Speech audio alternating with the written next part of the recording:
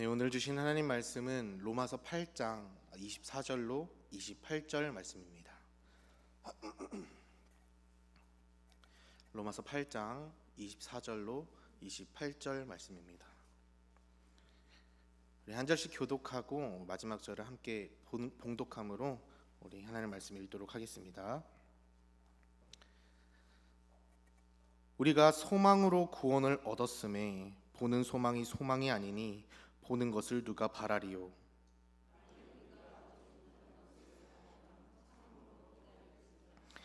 이와 같이 성령도 우리의 연약함을 도우시나니 우리는 마땅히 기도할 바를 알지 못하나 오직 성령이 말할 수 없는 탄식으로 우리를 위하여 친히 간구하시느니라.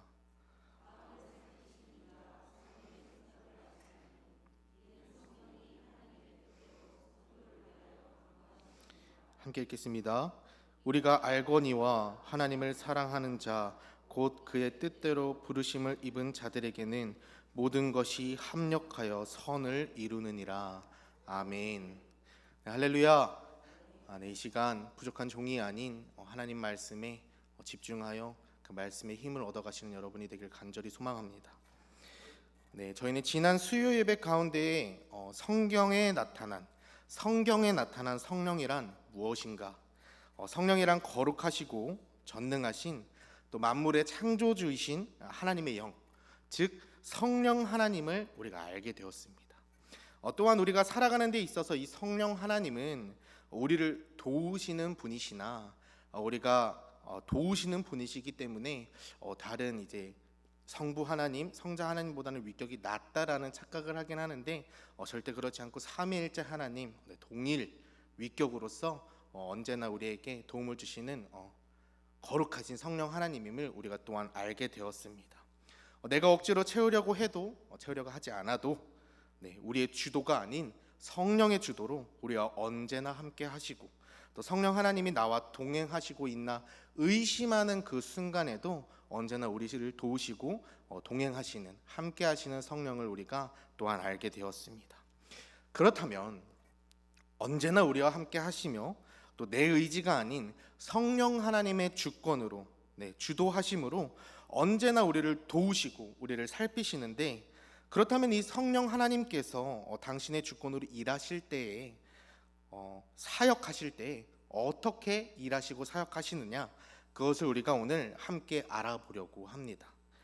먼저 하나님 창조 아래의 피조물인 인간이 아담부터 시작해서 죄의 유혹에 넘어가 인간이 온전히 거해야 할 하나님의 권세 아래가 아닌 죄를 지음으로 계속해서 그 죄구덩이에 빠짐으로 죄의 권세, 그 사망의 권세 아래에 짓눌려 살아감을 우리가 알 수 있습니다. 하나님께서 많은 지도자들을 통해서 은혜도 베푸시고 기적을 행하시고 지도자들을 통해서 하나님 당신을 계속해서 나타나 주심에도 불구하고 인간이 그런 하나님의 은혜를 바라보는 것이 아니라 지금 당장의 내 욕구, 내 쾌락, 그것을 쫓다 보니 계속해서 저 죽음으로, 죄의 싹신 죽음으로 내다름하는 것을 우리가 알 수 있습니다. 이러한 상황을 보고 계시던 사랑의 하나님께서 엄청난 사건을 통해서 이 판도를 완전히 뒤집어 버리시는데, 그 사건이 바로 우리 모두가 알고 있는 예수 그리스도 십자가 사건이라는 것입니다. 이 성자 하나님, 즉 하나뿐인 하나님의 독생자 아들 예수 그리스도를 가장 높은 곳에서 가장 낮은 곳으로 인간의 몸으로 보내셨다는 것입니다. 함께 우리 누가복음 1장 35절 말씀 읽어보도록 하겠습니다. 천사가 대답하여 이르되 성령이 내게 임하시고 지극히 높으신 이의 능력이 너를 덮으시리니 이러므로 나실 바 거룩한 이는 하나님의 아들이라 일컬어지리라. 아멘. 그런데 이 땅에 예수님을 보내실 때 그냥 보내시느냐? 아닙니다. 이 성령님으로 하여금 예수님의 구속 사역을 돕도록 성령 하나님을 함께 보내주십니다.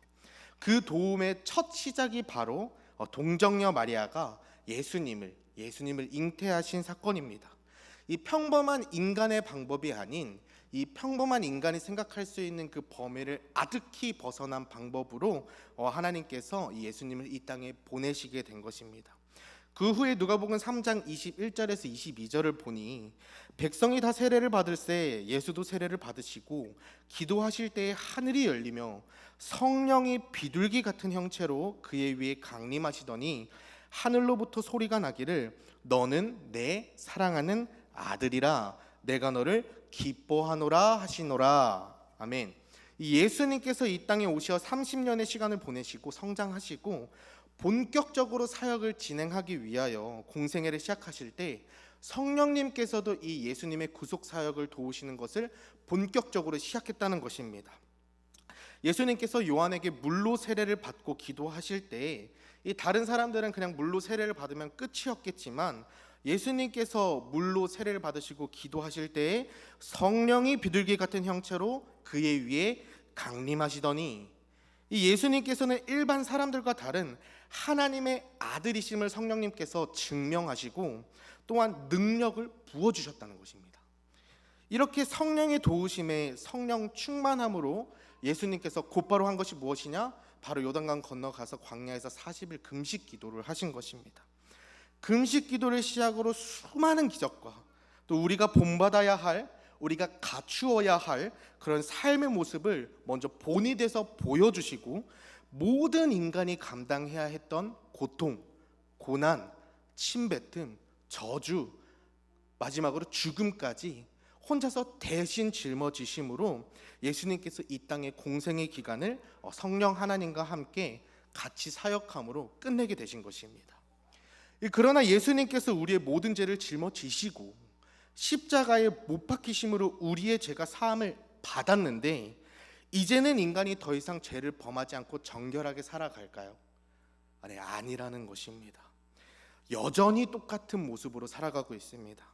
예수님을 십자가에 못 박은 존재가 인간입니다. 도망간 제자들조차도 다 숨어있는 상황에 이 사람은, 인간은 전혀 바뀌지 않았다는 것입니다. 그런데 바뀐 것이 무엇이냐? 예수님이 그 십자가 사건으로 판도를 뒤집으시며 바꾼 것이 무엇이냐? 보이는 건 죽음밖에 없고 아무것도 모르고 사단 마귀한테 머리채 잡혀서 죽음으로 질질 끌려가고 죽음으로 내달리고 있던 인간에게 오늘 본문 말씀 26절에 우리 뭐라고 하십니까? 우리 함께 읽겠습니다.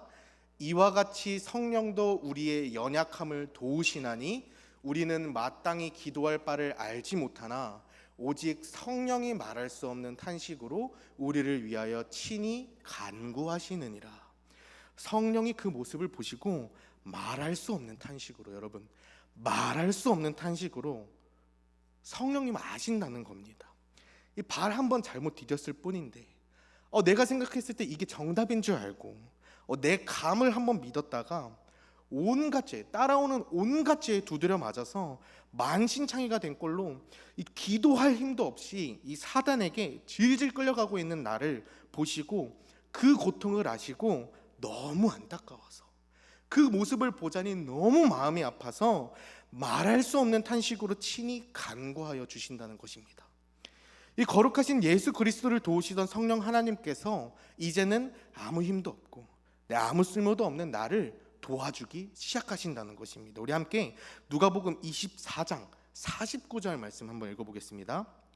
볼지어다 내가 내 아버지께서 약속하신 것을 너희에게 보내리니 너희는 위로부터 능력으로 입혀질 때까지 이 성에 머물라 하시니라. 아멘. 죽음을 이기고 부활하셔서 승리를 거머쥐고 오신 예수님을 만났음에도 불구하고, 이 부활하신 예수님을 만났음에도 불구하고 여전히 숨어있는 제자들을 보시고 하도 죄에 두드려 맞아서 이 한 발자국 내딛는 것도 너무 무서워서 벌벌 떨고 있는 제자들에게 예수님의 사역을 도우셨던 것처럼 제자들의 사역도 도우겠다는 성령님을 약속해 주신 것입니다. 이렇듯 성령님께서는 오늘날을 우리에게도 동일하게 약속되었습니다. 우리에게 최후 승리를 약속하시고 우리가 그분을 신뢰하고 끝까지 붙들기만 한다면 우리를 절대 떠나지 않으신다는 것입니다. 성령님께서 언제나 우리와 함께 하시면서 언제나 말로 표현할 수 없는, 말로 할 수 없는 탄식으로 우리를 위하여 친히 간구해 주신다는 것입니다. 거룩하신 예수 그리스도를 도우신 것처럼 우리도 도우시겠다고 성령님 말씀하시는 것입니다. 그렇다면 이 성령께서 우리 한 사람 한 사람 개인을 도우시며 하시는 그 사역이 무엇이냐? 제일 먼저 우리로 하여금 죄인됨을 깨닫게 하십니다. 죄인됨을 알게 하시고 회개하게, 진정한 회개로 인도하신다는 것입니다. 우리 함께 요한복음 16장 8절 말씀도 읽어보겠습니다. 그가 와서 죄에 대하여, 의에 대하여, 심판에 대하여 세상을 책망하시느니라. 이 죄에 대하여, 의에 대하여, 심판에 대하여 우리의 잘못을 책망하시는데, 이 책망이 그저 혼내는, 징벌, 너 왜 그랬어?가 아니라 변화, 회복을 위하여 우리를 책망하심으로 진정한 회개의 자리로 성령님이 이끌어 주신다는 것입니다. 이를 통하여 성령님께서 변화의 그 중심의 자리에서, 그 변화의 중심의 자리에서 우리의 옛 모습을 이제는 버리고 구원받은 성도의 새로운 모습으로 변화하게끔 성령님이 도와주시겠다는 것입니다. 이 새로운 모습이 무엇이냐? 하나님의 자녀된 모습. 하나님의 자녀된 모습으로 이끌어 주시고 예수님을 하나님의 아들로 증언해 주셨듯이, 비둘기같이 내려와 예수님을 하나님의 아들이라고 증언해 주셨듯이, 이제는 성령님께서 우리를 하나님의 자녀라고, 하나님의 아들이고 딸이라고 증언해 주신다는 것입니다. 왜냐하면 이 구원을 받았음에도 불구하고 이 연약한 존재인, 여전히 연약한 존재인 나를 아시는 성령님께서 자꾸만 과거의 그 죄로 돌아가려는 이 죄의 습성 때문에 자꾸 넘어지는 우리를 아시기에 우리와 함께 하시면서 우리를 하나님의 자녀로 증언을 해주심으로 말미암아 내가 다시 하나님 앞으로 나아가 나의 죄를 고백할 수 있고 우리에게 허락되어진 예수 그리스도의 그 보혈로 다시 정결케 될 수 있다는 것입니다. 두 번째로는 이 로마서 8장 2절을 보니 이는 그리스도 예수 안에 있는 생명의 성령의 법이 죄와 사망의 법에서 너를 해방하였음이라. 아멘. 이 성령님께서는 새로운 존재로 거듭나 이 하나님의 자녀가 된 우리를 죄와 사망의 법 그 아래에서 건져내시고 이전에는 누릴 수 없었던 참된 자유, 이전엔 누릴 수 없었던 완전한 자유, 그것을 우리가 선포할 수 있고 삶 속에서 누릴 수 있게 해주신다는 것입니다. 이 참된 자유, 진정한 자유는 이제는 나의 뜻대로 사는 것이 아니라 하나님 뜻대로 살아가는 것, 즉 예수님처럼 살아가는 것을 말하는 것입니다. 그러나 연약한 우리가 예수님을 닮아가는 삶을 살아가고 싶지만, 매일같이 다짐하고 매일같이 기도하며 간구하며 나아가지만 나의 지식, 나의 지혜로는 턱없이 부족하고 그 방법을 안다 하더라도 그 삶을 살아내기에 나에게는 계속해서 그 한계에 부딪히는 그 벽들이 존재한다는 것입니다. 그러나 우리 함께 요한복음 14장 26절 말씀 한번 읽어볼까요? 보혜사 곧 아버지께서 내 이름으로 보내실 성령, 그가 너희에게 모든 것을 가르치고 내가 너희에게 말한 모든 것을 생각나게 하리라. 아멘. 이 한계가 존재하고 그 방법을 알지 못하는 우리를 성령님께서 직접 도우시고 친히 간구해 주심으로 우리가 예수님을 닮아가는 방법을 깨달을 수 있고 그 방법을 알아 살아내려고 해도 한계치에 부딪혀 넘어질 때마다 친히 간구하심으로 우리를 다시 일으키시고 다시 도와주신다는 것입니다. 이러한 성령님의 도우심을 온전히 경험할 때, 그 도우심을 우리가 온전히 경험할 때 그제서야 비로소 우리는 그리스도인답게 살아갈 수 있는 것이고 성령 충만한 증인된 삶을 살아갈 수 있다는 것입니다. 이제는 나 자신을 위한 삶이 아닌 예수 그리스도의 증인이 되어 살아갈 수 있는 그 은혜를 우리가 입을 수 있다는 것입니다. 그렇다면 이렇게 한 사람 한 사람, 이 한 마음 도우시고 인도하시는 성령님께서 개인에서 끝이 나느냐? 아닙니다. 우리 함께 사도행전 2장 4절과 46절, 47절을 읽어보도록 하겠습니다.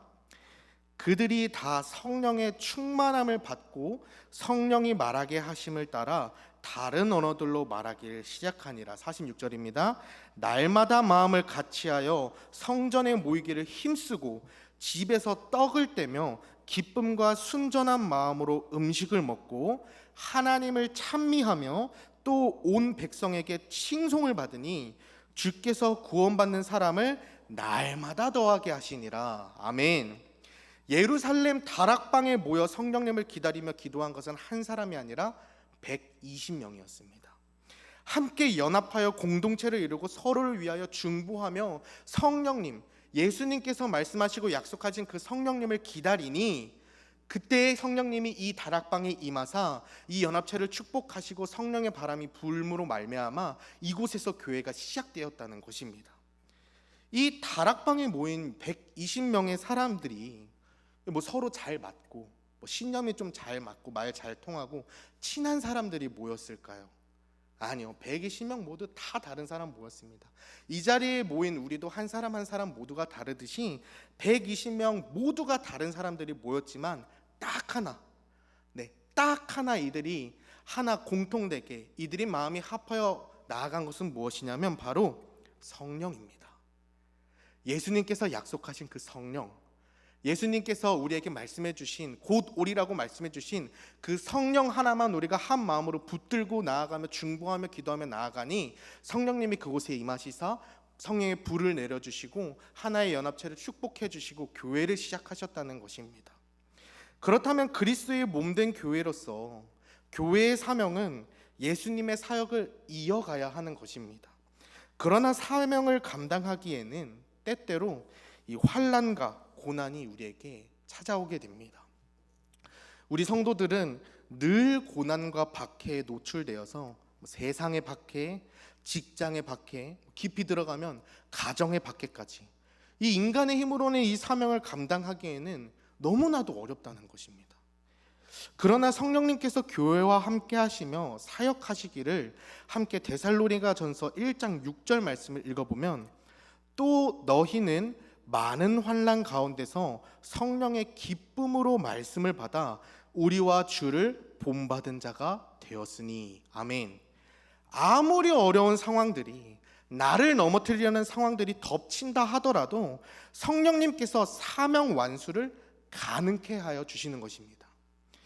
어떻게 가능케 하시냐? 지금은 내가 겪고 있는 이 환난과 고난이 내가 죽을 만큼 힘들고 당장에 포기하고 싶고 다 내려놓고 싶고 나는 도저히 못할 것 같지만 성령이 이것을 기쁨과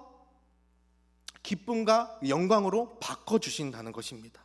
이 고린도후서에서 바울이 말하기를 그러므로 내가 그리스도를 위하여 약한 것들과 능욕과 궁핍과 박해와 곤고를 기뻐하노니 이는 내가 약한 그때에 강함이라.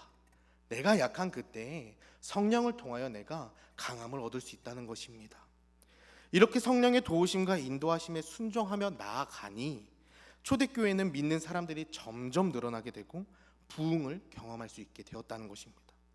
이 성령을 의지하고 성령의 모든 사역을 맡기니 성령님께서 사람들의 마음을 만지시고 위로하시며 그 마음마다 복음의 싹을 튀게 해주시는 것입니다. 사랑하는 성도 여러분, 오늘 말씀 제목 우리 함께 읽어볼까요? 시작. 우리의 뒷배 성령님. 네, 우리의 뒷배 성령님입니다. 이 뒷배라는 단어가 조금은 좀 과격한 단어일 수도 있고 그렇지만 이 뒷배라는 단어를 제가 사전에 검색하니 뭐라고 나오냐면 겉으로 나서지 않고 뒤에서 보살펴주는 일 또는 그런 사람이라고 나옵니다. 우리 눈에는 보이지 않는 성령님께서 만왕의 왕이자 모든 만물의 주인이신 하나님의 영이신 성령 하나님께서 나 같은 죄인을 위하여 보이지 않는 자리에서 끊임없이 나를 도우시고 계시다는 것입니다. 그런데 다 알겠어요. 다 알겠는데 이 거룩하신 성령님께서 나를 도우시는 것 또한 너무너무 감사하고 다 알겠는데 우리의 실상은 자꾸 넘어집니다. 자꾸 넘어져요. 자꾸 제 예수님을 팔아넘기고 자꾸 하나님을 외면합니다. 그리고 이제 그 모습을 누구보다 내가 잘 아는데 죄인 거 알고 그게 죄됨인 거 알고도 짓고 있는 내 자신을 내가 가장 잘 아는데, 근데 그렇게 하고 나면 또 하나님 앞에 나아가서 또 눈물로 막 회개하면서 하나님 잘못했습니다, 이젠 그러지 않겠습니다 기도하지만, 돌아서면 또 똑같이 되풀이하면서 다시 예수님 팔아넘기고 예수님 십자가에 못 박고 하나님 외면하면서 살아가는 제 자신을 보게 되더라고요. 그런 제 자신을 돌아보니까 이런 표현 드려서 죄송하지만 너무 역겹더라고요. 너무 역겹고 너무 지저분하고 너무 더럽고, 그래서 어느 날은 이 제 모습을 내가 잘 아니 그래도 다시 한번 하나님 앞에 나아가서 회개하며 하나님께 간구해 보자고 나아가니 그날은 기도가 안 나오는 겁니다. 이 내 자신을 돌아보니 이 더럽고 추악한 놈이 하나님이 다시 한번 기회 주셨고, 다시 나아가서 다시 제대로 살아보라고 하나님 나에게 정결함 주셨고, 예수 그리스도가 그 십자가의 달리심으로 흘리신 그 보혈의 피로 나를 정결케 해 주었는데도 불구하고, 그것을 누구보다 잘 알고 있음에도 불구하고 다시 나가면 그 세상의 유혹에 빠져 다시 외면하고 다시 팔아넘기고 다시 그 잿구덩이 속으로 빠져가는 제 자신을 보니 기도가 전혀 나오지 않더라고요. 그렇게 기도 한마디 할 수 없이, 기도할 힘도 없이 그 입 딱 다물고 기도할 수도 없는 저에게 성령님 그 모습을 아시고 그 마음을 아시고 말씀하시기를, 병이야, 너는 네가 하려고 그러는데, 네가 나아가려고 그러는데 넌 내가 불렀다. 병이야, 너는 내가 불렀어. 네가 나를 택한 것이 아니라 내가 너를 택하여 불렀으니 이제는 네가 가는 것이 아니라 내가 갈 테니 나와 함께 가자라고 말씀하시는 하나님의 은혜를 경험하게 되었습니다. 사랑하는 성도 여러분, 이 자괴감에 빠져서 항상 내가 하려고 하니, 항상 내 의지로 어떻게든 잘해보려고 하니 너무 잘하고 싶죠. 사역함에 있어서도 너무 잘하고 싶고, 가정에 있어서도 잘하고 싶고, 그 외에 친구 관계, 그 외에 이제 부모님부터 시작해서 모든 관계 속에서 너무나도 잘하고 싶어요. 이 사역도 너무나도 잘하고 싶고, 맡겨진 영화부, 유치부 진짜 이 열과성을 다해서 잘하고 싶은데 내 의지로는 전혀 안 되는 겁니다. 잘하려고 막 뜀박질 해보려고 뛰어보면 계속 넘어지고 부닥치고 뒹굴고, 그러다 보면 또 다시 그 무너진 마음으로 인하여 죄를 짓고 하나님 앞에 나와서 또 그 죄를 사여달라고 눈물로 고백하고 계속해서 반복되더라고요. 근데 하나님께서 말씀하시기를, 네가 하려고 하니까 안 되지, 네가 가려니까 안 되지, 나와 함께 가자, 내가 너를 이끌겠다 말씀하시는 그 하나님의 은혜를 경험하며 나아갑니다. 사랑하는 성도 여러분, 성령이 우리와 함께 하실 때 하시는 처음 사역이 무엇이었습니까? 진정한 회개의 자리로 인도하신다고 하십니다. 그동안 내가 하려고 하고 나 중심으로 살아가던 모습을 버리는 것, 그리고 성령님께 모든 것을 맡겨드리는 것, 그것을 먼저 하신다고 하십니다. 그래야 우리 큰빛 자녀들이 이 성령 하나님께 모든 것을 맡겨드리고, 내가 하는 사역이 아닌 성령 하나님이 이끄시는 주관하시는 그 사역에 이끌려가는 우리 큰빛 자녀들이 되길 간절히 소망합니다. 그래야 이 큰빛교회에 성령의 바람이 불어 그 성령의 불로 기름받아 성령의 불이 임하여 초대교회처럼 모든 영적 부흥을, 그 크신 하나님의 은혜를 체험하는 우리 큰빛교회가 되길 간절히 소망합니다. 자, 우리 함께 찬양하도록 하겠습니다.